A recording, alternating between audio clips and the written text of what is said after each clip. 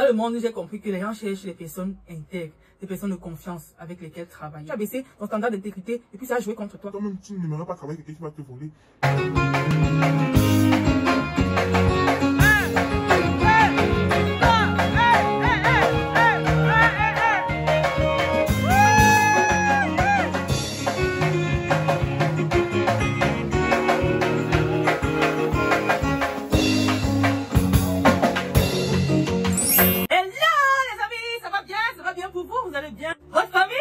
Vos amis, votre cœur, parlant de l'organe. Ça va bien, ça va bien, ça va bien, ça va bien. Moi, ça va, par la grâce de Dieu, on se plaint pas, on vit la vie, n'est-ce pas?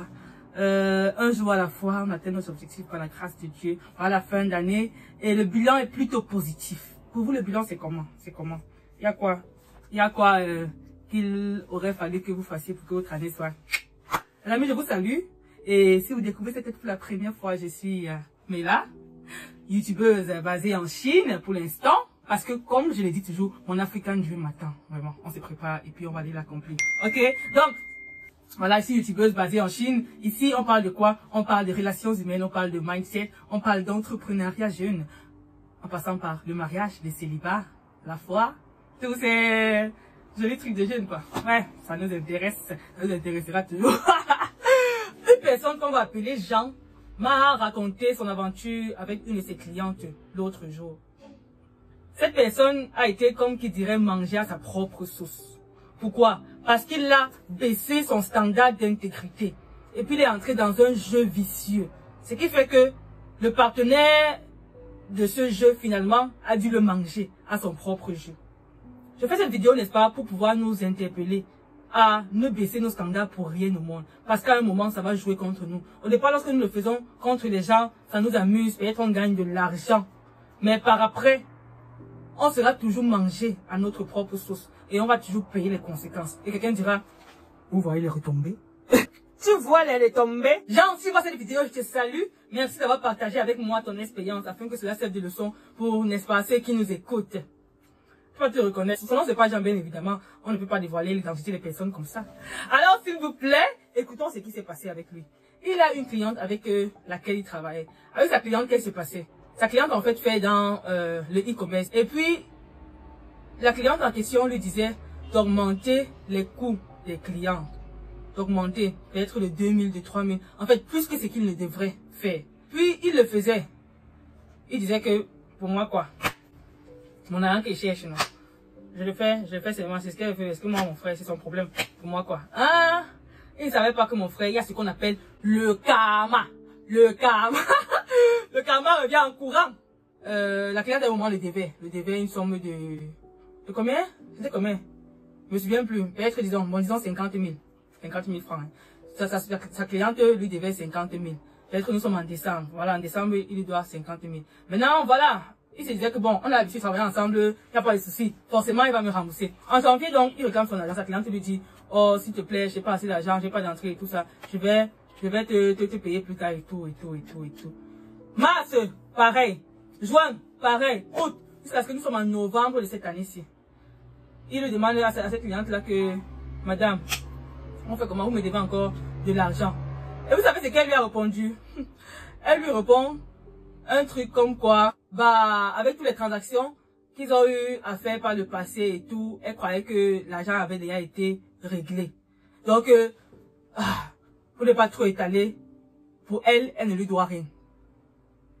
Elle ne lui doit absolument rien. Ça m'a fait grincer les dents et me dire, tu vois les retombées? Il s'agit franchement d'une situation de malhonnêteté, n'est-ce pas? De malhonnêteté, criarde, claire. Et je lui dis, simplement, tu as été mangé à ta propre sauce. Déjà, ta cliente en question n'est pas une personne honnête. Et puis toi, étant entraîné dans cette chose, tu croyais sérieusement que toi, tu vas être épargné. Je croyais que toi, tu vas être épargné. Moi, on peut pas me demander s'il y a des choses là. Moi, on peut me demander s'il y a des choses bizarres. Non. Fais des faux en facture, fais des faux. Quoi? Je suis pas dans ce genre de choses. Moi, je lui ai dit que moi, j'ai une réputation à tenir. Je tiens à ma réputation. Pas permettre ça. Finalement, elle a travaillé avec une autre personne qui peut-être donnait de meilleurs services. Et puis, elle a nié le devoir. Donc, la communication s'est coupée comme ça, là.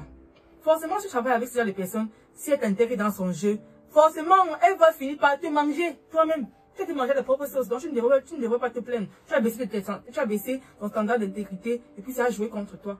Donc les amis, nous qui faisons le business, on parle de l'entrepreneuriat sur cette chaîne. Donc, s'il nous plaît. Dans le monde, j'ai compris que les gens cherchent des personnes intègres, des personnes de confiance avec lesquelles travailler. Donc, il faut être une personne de confiance. C'est ça en fait qui distingue les gens. Tu vois, une personne réussir à son business, l'autre ne réussit pas forcément. Parce que voilà, tu peux avoir toutes les techniques qu'il faut, mais si ce capital confiance n'est pas là, si les gens ne veulent pas travailler avec quelqu'un qui pense que cette personne va les voler. Même toi-même, comme je disais, toi-même, tu n'aimerais pas travailler avec quelqu'un qui va te voler. Donc, essayons, il y a des belles personnes autour de nous. Essayons, n'est-ce pas, de bâtir cette réputation d'intégrité là où nous voyons que notre business ira de mieux en mieux. C'est ça que je vais partager en fait avec vous. On a vu avec un film qui m'avait toujours marqué. En grandissant, c'est le film Courageous. Oui, Courageous, là où on propose à cet homme-là de faire un faux en écriture. Il devait être recevoir, je ne sais pas si c'était 17, je ne sais plus trop de quoi, bon, disons 17 conteneurs de marchandises, mais on lui a dit de signaler plutôt 16. Parce que c'était en fait l'entretien d'embauche. C'était un test qu'on voulait faire pour voir si c'était une personne intègre. Et puis, ça l'a perturbé parce que c'est un gars qui était au chômage, qui avait besoin d'argent pour nourrir sa famille et tout. Ça l'a franchement perturbé. Mais après, il s'est dit, peu importe. Peu importe. Il devait donner en fait la réponse le lendemain. Donc, il allait, imaginez-vous, durant toute la nuit. C'était une personne croyante qui croyait vraiment en l'amour de Dieu et tout ça.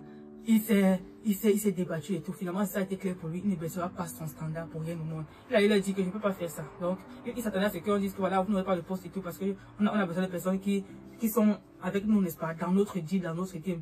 Finalement, ça a été le moment où on lui a dit que tu es une personne de confiance avec laquelle on veut travailler. Vas-y, intègre l'équipe. Et voilà, il a même une augmentation de salaire et tout. Donc, les amis, l'intégrité, c'est quelque chose de très, très, très, très, très important.